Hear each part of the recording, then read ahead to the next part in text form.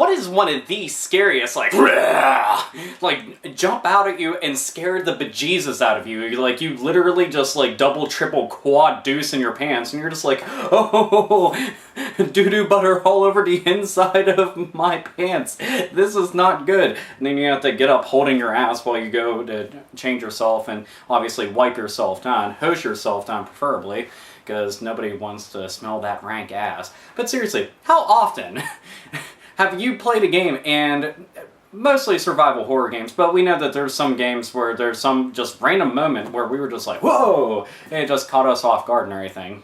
That's my shock face. See, I love survival horror. Many of you who watch my channel frequently know that I love survival horror. Hell, I have a big collection of survival horror games. I talk about them pretty often, but the thing is, I want to know what some of the most scariest fucking moments in games are for you guys, or just some of the games in general that when you played it, you were just like, oh, that's good. Fuck! Like, something like that will happen, which, those are the really awesome moments. Because, I mean, you know, look at horror movies. We watch them because we like to be scared, we like seeing the intense gore and everything, and for some of us, we actually like the stories. I'm one of those people who actually likes the stories, too. But mainly, I just go for gore. Tons and tons of gore. The more blood, the better. That's what the budget should just be. Blood. But, anyhow. See, the thing is, there's a couple games that I'm going to name off, just my own personal experiences, just, you know, growing up throughout the survival horror genre, that I always think back on, and I'm like, that's a scary-ass fucking game. One of the first games that comes to mind is one that I really feel deserves tons more attention from everybody just because it is an amazing title. So if you're watching this, and after I say this and you have not tried a game, please by all means go out and find a game. It doesn't even cost much, it's just an awesome game. But that game is on GameCube, and it's Eternal Darkness, Sanity's Requiem. Yes, Sanity's Requiem. And that title is very fitting. Here's why. Okay, in Eternal Darkness, one of the things that is a prominent factor within the game is your sanity meter. Okay, your person is running around and you get to play as multiple people, but the thing is, the more fucked up stuff that happens to the lead character, the more out of their mind they're going. They're just like, oh no, oh no, oh no, and eventually they're gonna go Looney Tunes, like blah blah blah blah blah blah, boonk. Like Looney Tunes, like literally. Okay, not with anvils following and everything, but that would be kind of funny. Wile E. Coyote style, of course. Paint the big tunnel and then just run right into it, even though the Roadrunner can run right through. That was a bunch of BS. So, back on topic, one of the things about Sanity's Requiem is whenever you're running around, you get real freaked out, okay? So your sanity meter is maxed out and you're just like, okay, shit's gonna go down. Well, the game designers decided they weren't just going to try to scare you, they got very creative with it. Now, I'm going to try not to give away too many of these, because there's a lot of different things that they do to pretty much fool the player and really mess with them. But one of the best ones, you're running around, and then all of a sudden, it looks like the game resets right back to the GameCube logo, and it shows up at the title screen again. I seriously about lost my shit, because I didn't save, and I was just like, no, what? Like, I started thinking, this disc is fucked up, or my GameCube's fucked up. Now somebody's gotta get fucked up. Big time. Big time. And then eventually it went right back to the game, and I was just like, you sly little rascal, and then I was getting killed, and I was like, oh, no time to be able to gloat over how creative and clever they are. But yeah, they had stuff like that. You'll have another instance where it just looks like everything starts melting. Like, take a wax museum and just put it under like a big-ass heat lamp, like a gigantic one, or just push it towards the sun a little bit.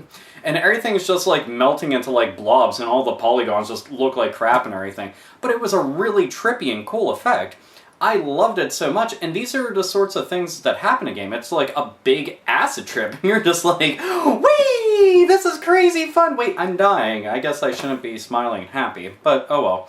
But Eternal Darkness, yeah, most definitely has some of the most kick-ass and scare the shit out of you scenes I've ever seen in a game. Now, this harkens back to my childhood, okay? Resident Evil, the very first one for PS1, alright, when it first came out, nobody had seen anything like this. And sure, we go back and we play it, and we're just like, chuckle, chuckle, chuckle, look at his bad voice acting, yada, yada, yada, and everything. And especially compared to, like, what the hell games look like right now. But back then, the day that I played Resident Evil, I'd never played a mature title like that before, ever, alright? With the exception of Doom. But that hardly counts. That game wasn't scary to me. But the thing is, whenever I got to play that, right before it, I was playing Super Mario World for Super Nintendo. Alright? So, imagine somebody like me, I was playing Super Nintendo the entire time, because I didn't have a PlayStation at the time, but it was my brother's, technically. So, my brother got Resident Evil. I'm all excited about it. I'm looking on the back of the cover, and everything looks so realistic, like my jaw just dropped. I was like, wow, this is like real life! Woohoo! That sounded like Mickey Mouse, by the way. Woohoo! That sounded like Mario. I cannot do fucking impressions worth of shit now. Boo! Alright, so I'm seeing the back of the package, right? And I'm just like, you know, absolutely mind is blown, just everywhere, popcorn machine. And I'm like, dude, this looks so amazing and so kick-ass. So I popped the game in, and you guys remember what the Resident Evil 1 controls are like. They're like tank controls. They're all messed up. So I barely have a full grasp of how to move my character around. I'm just amazed that they're talking and everything. I'm like, wow, it's like a movie. Eyes like this big and shit, like a big anime character. Like, eyes much bigger than my head should ever have. And I'm sitting there enjoying it. So, walking around. Going to the back, naturally I pick Chris, because I'm a guy! I gotta pick that, even though Jill is a much better person to pick. Plus Barry's in that game. Not in Chris's, you get Rebecca. Yeah. So, go back there, and then I see the zombie, and I'm like...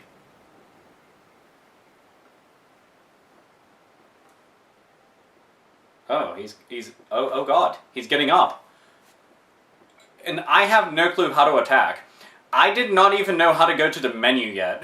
So, I'm trying to get my dude to run around. Like, Chris is just turning in a circle and getting bit the entire time.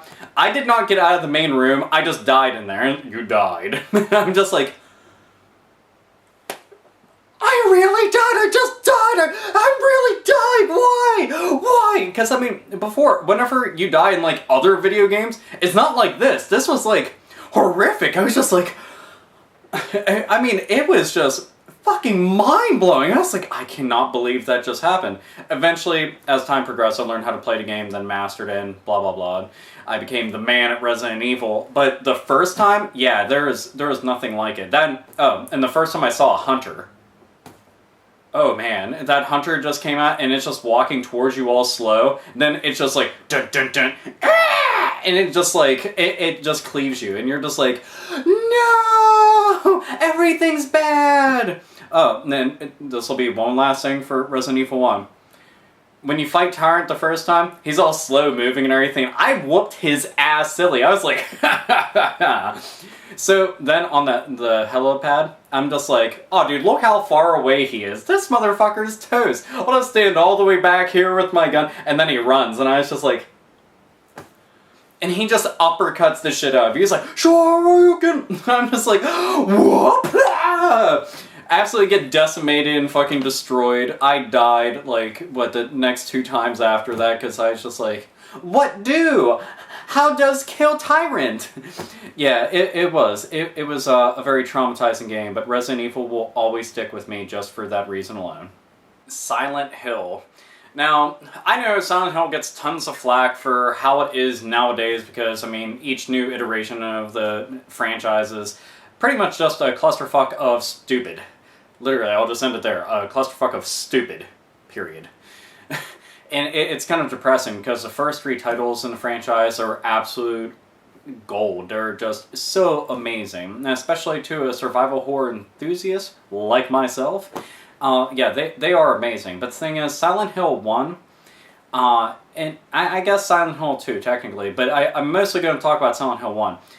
The first time playing that, it was very cinematic, just like how they had the camera angles and everything, and the world. That was one of the things that really set it apart from other, you know, scary games. The world itself was just, it was so messed up. Like, running around, you're just like, my god, why is everything like this? And it was more about atmosphere than anything else compared to other games. Other games, you know, like Resident Evil, it's all about, like, jumping out at you when you're least expecting it and taking a player by surprise, and it's just like, whoa! Well, Silent Hill was all about just feeling doomed. Absolutely alone and doomed, and you were just like, help me. You just want to curl up into a ball and hope that, you know, everything gets better. Naturally it won't, because monsters will come and they will rape your eye sockets, both of them at the same time. I guess they have more than one wiener. But still, it's just like, you know, scariest shit ever. And then, you know, Silent Hill 2 upped the ante because it was just as good as Silent Hill 1, but looked amazing, and it really just set the bar as far as I was concerned for the franchise.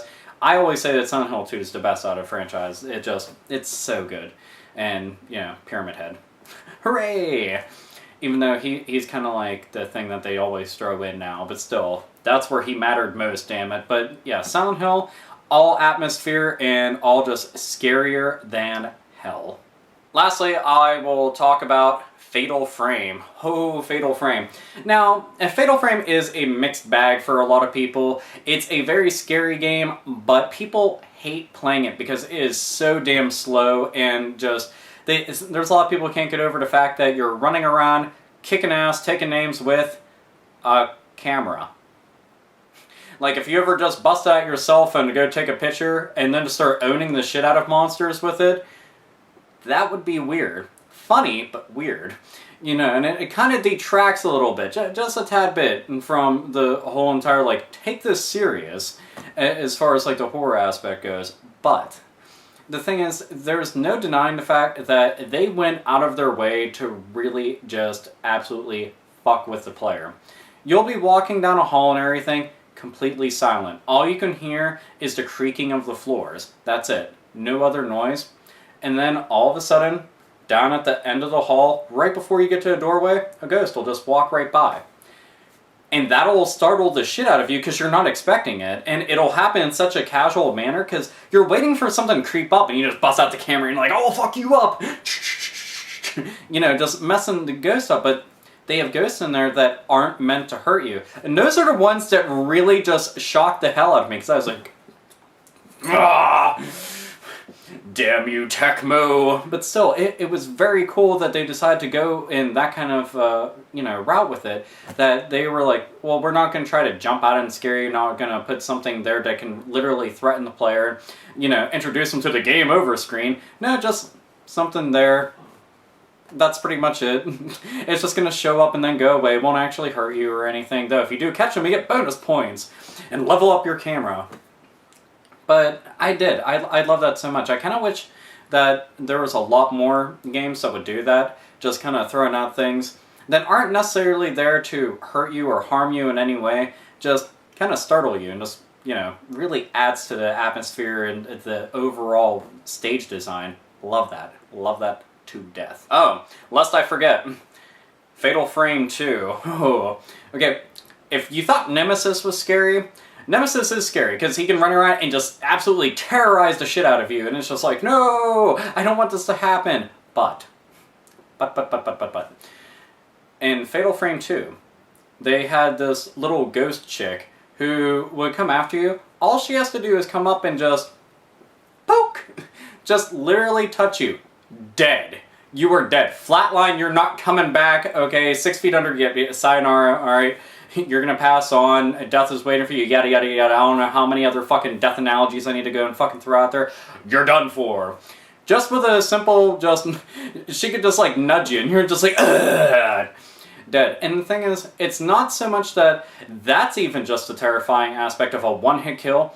It's that she will just follow you everywhere. She's a ghost. She can come after you through walls and everything, and really just, she's relentless. What's worse, though, is that there are certain parts of the game, I once trapped myself inside of a closet Okay, and she's on the outside, and I was just like, oh shit, come on, dude, I have to get past her. What am I supposed to do? I had to get on the other side of her, and then there's like a puzzle there. And it's like, really? I'm gonna stop and just do this puzzle? Like, can you hold on? There's like a Jenga puzzle here or some shit I have to do. Like, I know that you're one-hit kill and everything, but a Jenga puzzle, so I can get through a door, and she's just like, oh, alright,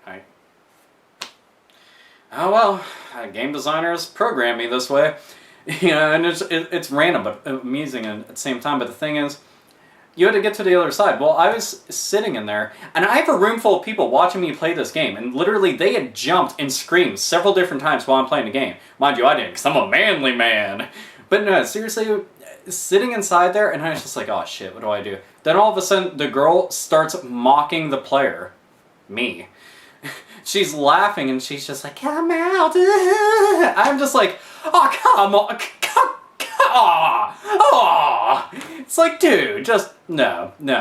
And that was fucked up. It was. But it was pretty cool that they put that in there, and definitely just something I'll never forget in any survival horror game.